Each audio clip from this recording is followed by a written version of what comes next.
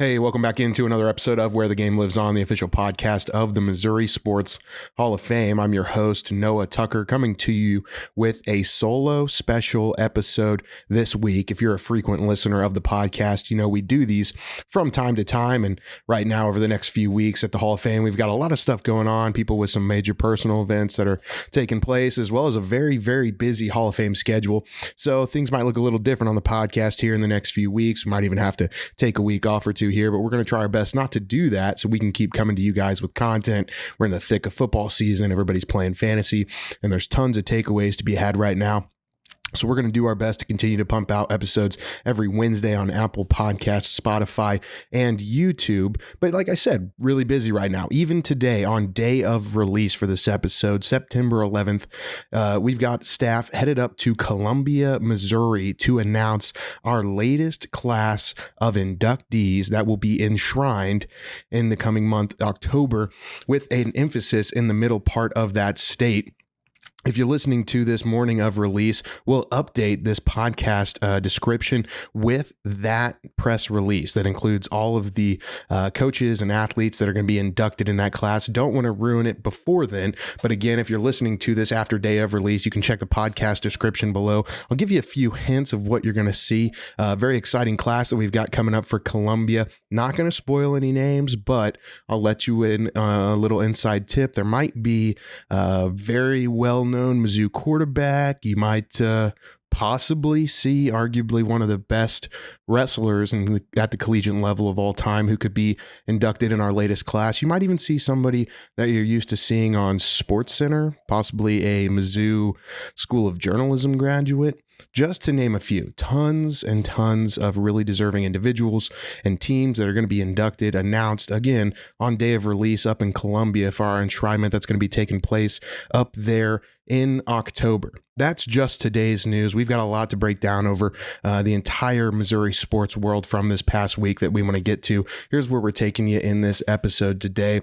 We're going to start first with the NFL. Week one takeaways, some big reactions from what I saw over week one across the NFL. Heavy emphasis, of course, on the Kansas City Chiefs, who looked really, really sharp on Thursday Night Football. From there, we'll talk a little Mizzou football, see how they're doing, what their season outlook might be pointing towards so far, in my opinion. And then from there, you know, if you listen regularly, it wouldn't be a solo special episode without us breaking down a little bit of baseball. We're not going to be talking about those guys up in St. Louis, but obviously the Kansas City Royals have been having a very, very special season here. And we said it on this podcast back in the spring, early April, whenever they were just 15, 20 games into the season, that we might be right here in this position with them in the thick of the playoff push here in September. So we'll get there, but like I said, we're going to start first things first with week one of the NFL, and wow. Just wow. I mean, Red Zone was back, 7 hours of uninterrupted football. You had the Thursday night game, you had the Friday night game, you had Monday night football. It was a great weekend to be a football fan. And I just thought there was so many things to look at as you look across all of these games. And obviously we're going to start in Kansas City, opening the season, that first game of week one on Thursday night. You have all the festivities. It's a packed house. Everybody's riled up, coming back off of back-to-back Super Bowl championships. Now these guys are trying to start, their journey for a three-peat, which is like unheard of in this world. But I think it's safe to say that a lot of Chiefs Kingdom was really, really pleased with what they saw week one from the boys up in KC. You know, obviously the big question last year, especially when they were going through that slump towards the end of the regular season, was their ability to move the ball and really stretch the field with deep ball threats. They already had 2 plays in week one that went over 20 plus yards, and that was already like going to beat their pace for the entire season from last year. And obviously that in large part looks like it's going to be from the impact of their rookie receiver Worthy, who really had a pretty good game, 2 touchdowns on Thursday night in that win for the Kansas City Chiefs. He looked good. He looked fast. I don't think that was a surprise to anybody. Xavier Worthy ran a 4.2 40 at the combine. People knew what he was capable of, but I think it was actually the use of him as a decoy that is going to continue to develop Kansas City's offense this year. Now that you have that guy that can blow the top off the offense, he can be a deep ball threat. He's got to keep the safeties true and honest and not allow him to get behind the defense. It's going to open up a ton of things for the rest of the offense. And I think that's what was really displayed with the creativity and the tactfulness of the play calling that we've already seen from the Chiefs in week one. And not to mention, they didn't just do it against some scrub team that has no outlook on this season. They did it against arguably one of the best AFC opponents they're going to face all year. I thought Baltimore looked really good. I thought their offense was clicking. Obviously, there's some, continuity things, some offensive flow things that I think are going to only continue to get better for them. But a really, really solid squad there that the Chiefs looked really solid against.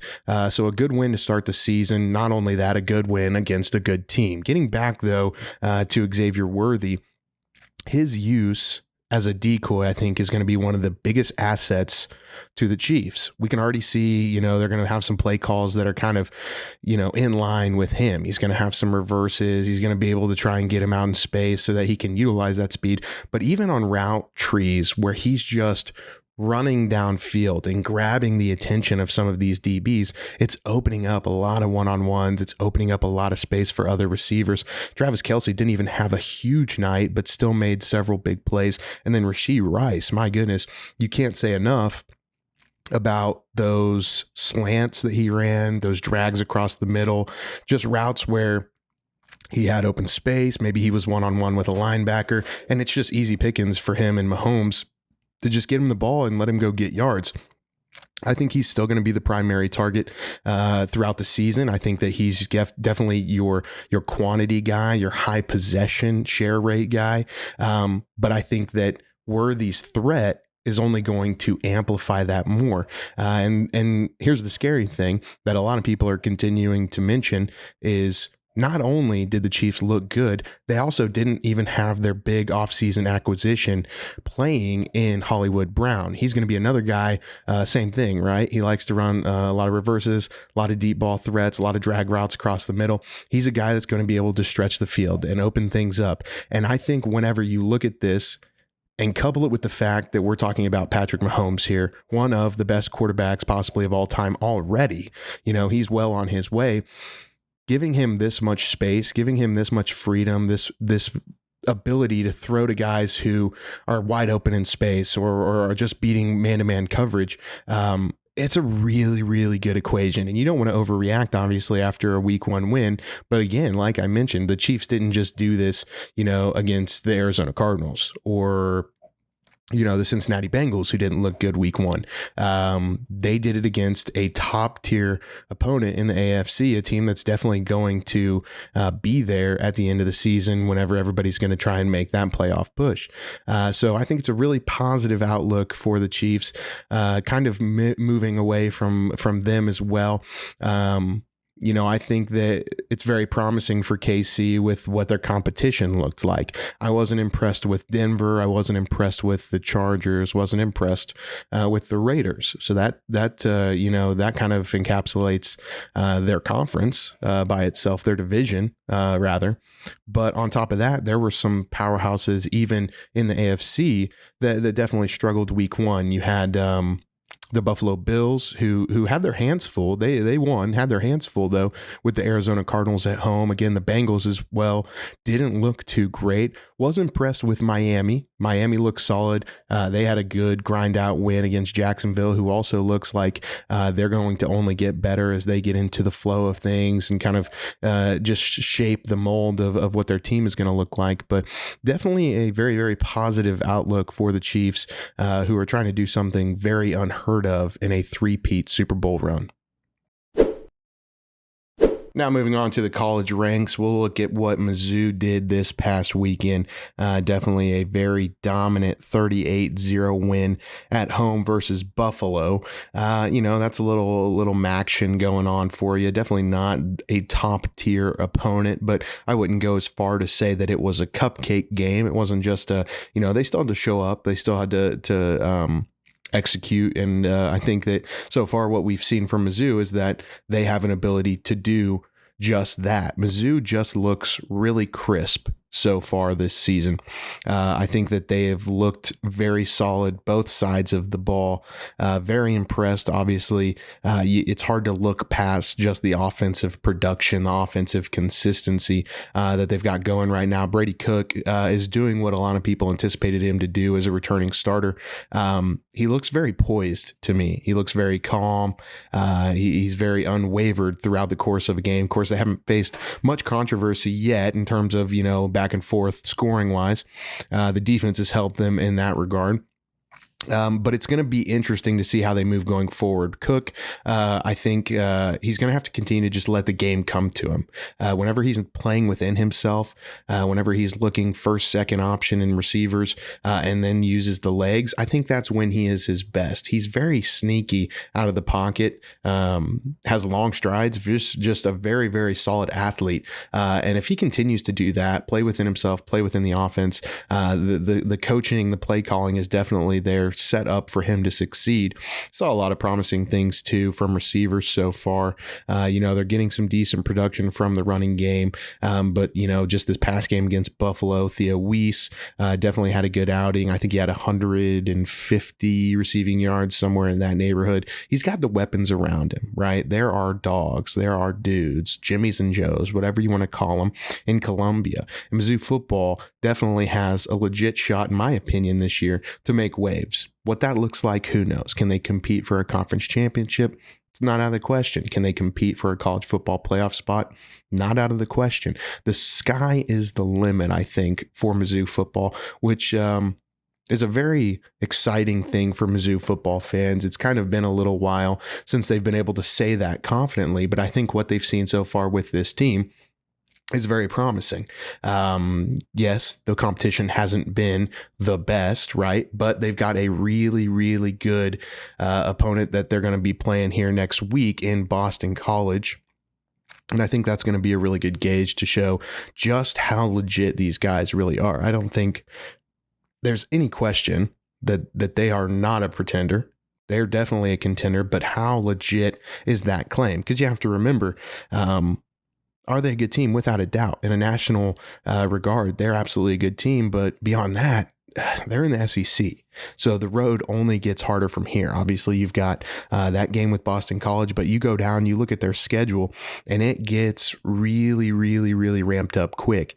They go at Texas A&M, play Auburn at home, at Alabama, and then they've got that renewed rivalry, OU, coming into town, and then finish up the season there, South Carolina at Mississippi State, at home versus Arkansas, who, by the way, hasn't looked too shabby themselves in terms of the ability to put points up on the board.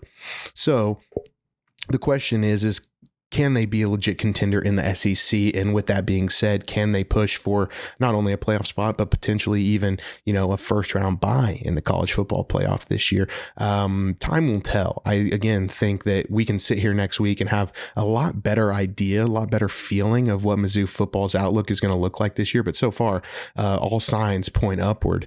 They definitely don't have the toughest schedule in terms of, an SEC standard. They've got a lot of, maybe lesser teams in the SEC, and some of those tougher games are going to be at home, which is beneficial. Obviously, I think that anybody plays better at home than they do on the road. And some of those SEC schools, it's a tough task to go into somebody's home field and get a win on any given week.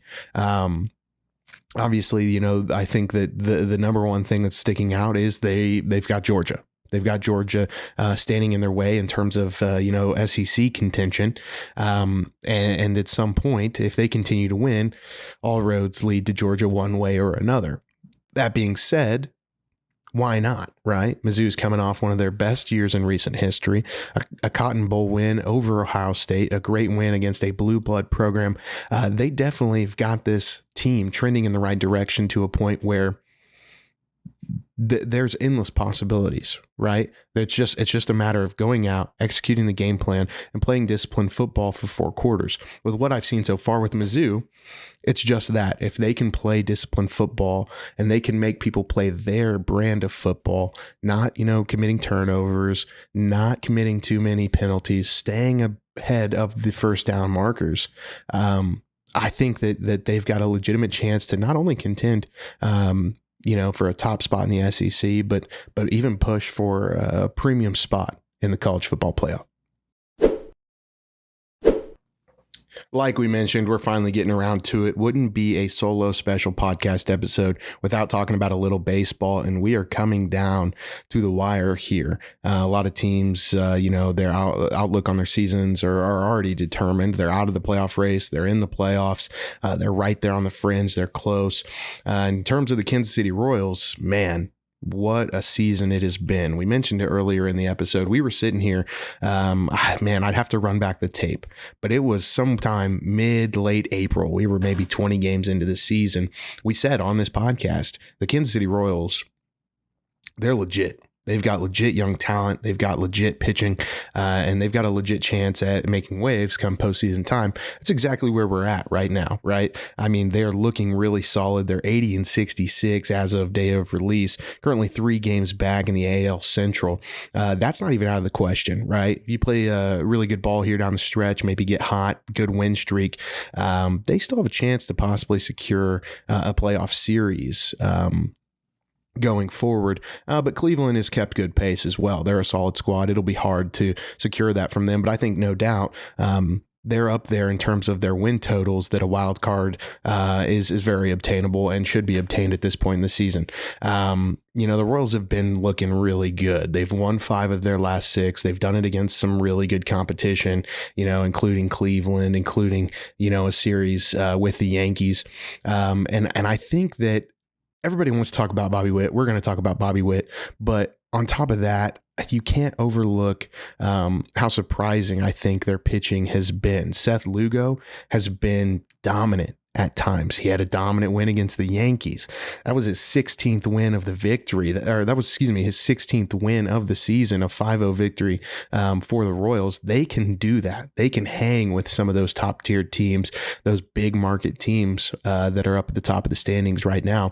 But it's going to be a tough road for them come the playoffs. They're going to have to rely a lot on some of that pitching. They're going to have to rely a lot on that young talent. You've got to have Salvi step up. He's been swinging the bat well. He's going to have to continue to drive in runs. He's going to have to give some protection to Bobby Witt so that they can't just pitch around him and get to the bottom half of the lineup. Bobby Witt, you can't say enough about the guy. He's had an outstanding season. The future is so bright. It's almost, I'm not going to compare him in terms of status right now to Patrick Mahomes with the Chiefs, but in terms of his production right now, I think it should be a very, very cornerstone initiative or cornerstone objective by the Royals to keep Bobby Witt in a Kansas City Royals uniform for his entire career. I mean, the guy is hitting .334 this year with 30 bombs and doing so in not the most hitter-friendly ballpark. The offensive production is amazing. He's obviously very solid on defense and kind of anchors you there at the shortstop position. But I think what also kind of goes unseen at times is just his ability to lead. You can tell whether it's, the verbal, kind of rah leadership that he might have, or if it's just kind of the lead by example mantra. He definitely just has a way of kind of bringing people in and getting the best out of them. I think we've seen that through this year. It's good to see him have that production. It's good to see him bringing other guys along. You got a guy like Salvi, always been a pretty good two-way guy as a catcher, over the 100 RBI mark this year as of recent. I said it in the spring, and I'm going to say it now, right? You're coming down to the end here. You're going to be playing teams like the Guardians. You're going to be playing teams like the Yankees, the Baltimore Orioles, another team who is displaying, good young talent. They're going to go as far as solid starting pitching, reliable back ends, and especially timely hitting can take them. Those are going to be the things, the three keys that I think they're going to need. You're just going to have solid defense behind really, really excellent pitching. And when they've got runners in scoring position, I think that's the breaking point for this team. When they can capitalize on opportunities, get runs across the plate, they've got a chance to be in any game with any opponent that they're going to play. But here's the thing. Whenever you're playing those aforementioned teams, those top tier teams, the margin of error is very, very small, right? And you can't just rely on a guy like Bobby Witt, who I don't care what his batting average is. Baseball's a sport where one guy can't win it for you, right? You're going to have production up and down the lineup. And that means you're going to have to manufacture runs. You're going to have timely hits, and you're going to have execution whenever it comes time to get those guys in. If that's the case, might be an exciting postseason run here for the Royals. We're certainly going to be rooting for them. Regardless of what their season turns out to be right now, as of this point, early September, what a tremendous season for an organization like the Royals. I think this is one of those seasons that if it can continue to grow upon what they're building right now, it could change the entire outlook of how this organization operates, their expectations, their ability to win on year-over-year basis. So exciting time for the Royals in Kansas City. Going to be closely watching what they do here for the remainder of the season and beyond. Well, if you've made it this far in the episode, thank you so much for joining us. As always, new episodes every Wednesday on Apple Podcasts, Spotify, and YouTube. Feel free to leave us a review, share it with your friends, anybody who is a big fan of Missouri sports. This is their place to hear the latest, all things happening across the state of Missouri, including what's going on here at the Missouri Sports Hall of Fame. As mentioned at the beginning of the episode, a very, very busy time for us. A lot of very deserving inductees who are going to get the nod here soon by way of enshrinement. Stay up to date with everything that we've got going on here at the Hall by following us across our social media platforms. We're on everything from Facebook, Instagram to X, even TikTok. A lot of stuff that we're trying to push out here in the coming months to celebrate a lot of very deserving coaches, athletes, and teams. Catch us next time. We'll have more breakdown from everything college football, NFL, MLB, and beyond. New episodes again every Wednesday, Apple Podcasts, Spotify, and YouTube. We'll catch you next time on another episode of Where the Game Lives On.